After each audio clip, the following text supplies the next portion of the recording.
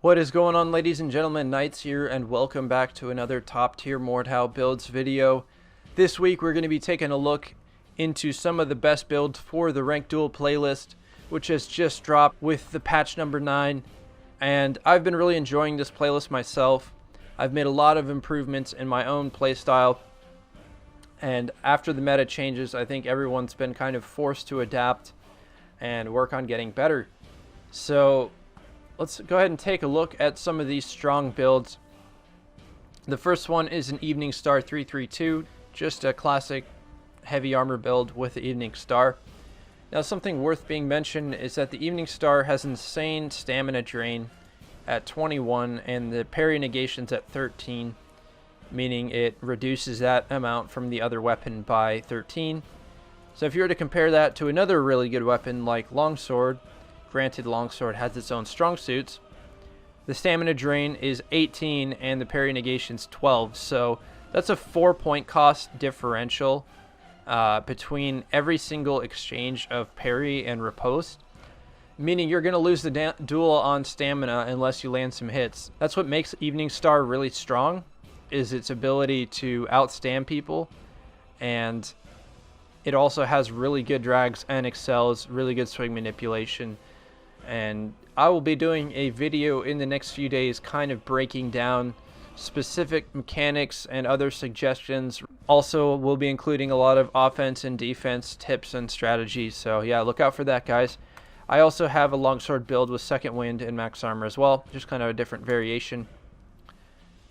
Next we have the greatsword with max armor. Very solid, consistent, classic build. At a high level, you'll definitely see a lot of players using longsword and greatsword. This guy here is the bastard sword buckler, and I don't really use buckler or bastard sword.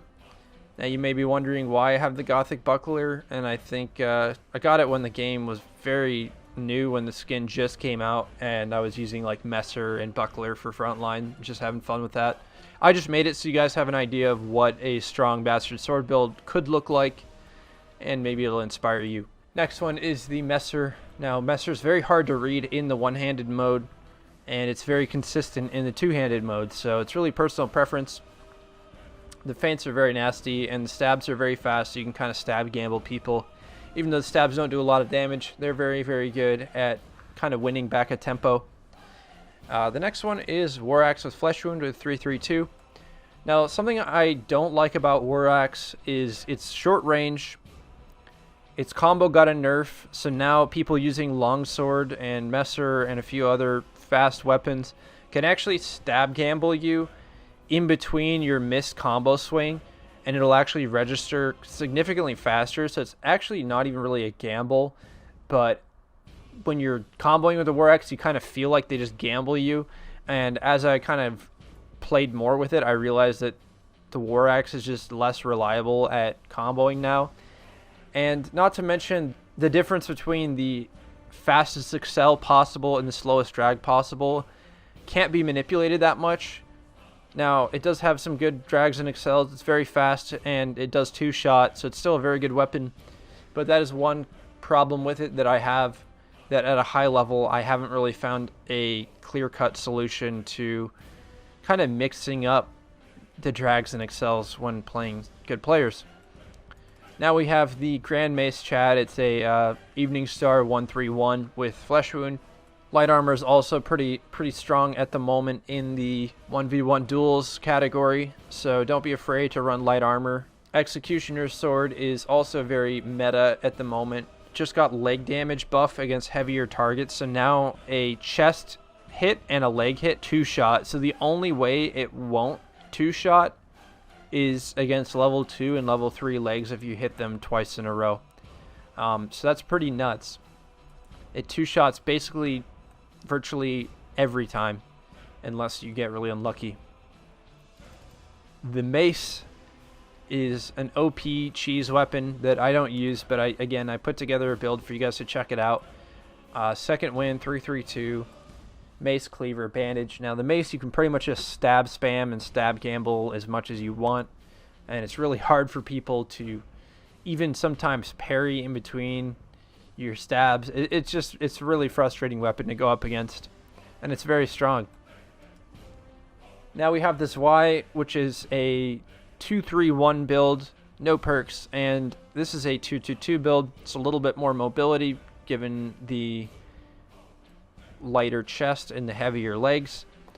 But yeah, it's a very good weapon. My only objection to using Y is that the drags and excels are both pretty slow. Now the drags can be really slow if you're good at manipulating them, and it kind of makes it sort of easy to hard read and counter it, with the exception of the stabs, because the stabs are very fast and hard to read, making the Zweihander a pretty solid weapon. So next on the list we have the Battle Axe with Second Wind 3-3-2. Another very good weapon, very fast stab to win back a tempo, and it's sort of less reliable at two-shotting, but it's definitely just a better weapon than War Axe now for dueling. Got better swing manipulation, faster stab damage, and all that good stuff. The only thing it doesn't have is the consistent two-shot potential.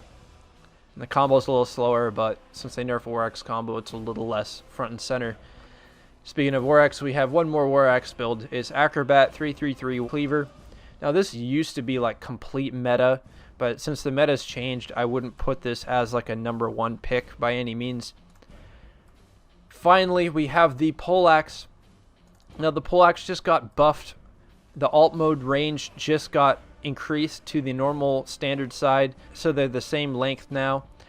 And it also got a buff to the blunt impact recovery time, so you can actually kind of like, it's not the same as a combo, but it's a lot faster than kind of having to recover and go for a new swing again. So this weapon is really strong right now, and I recommend you check it out. It's very, very threatening. So I hope you enjoyed the builds. Let me know what builds you guys like to use for the ranked duels, and I look forward to hearing all that good stuff.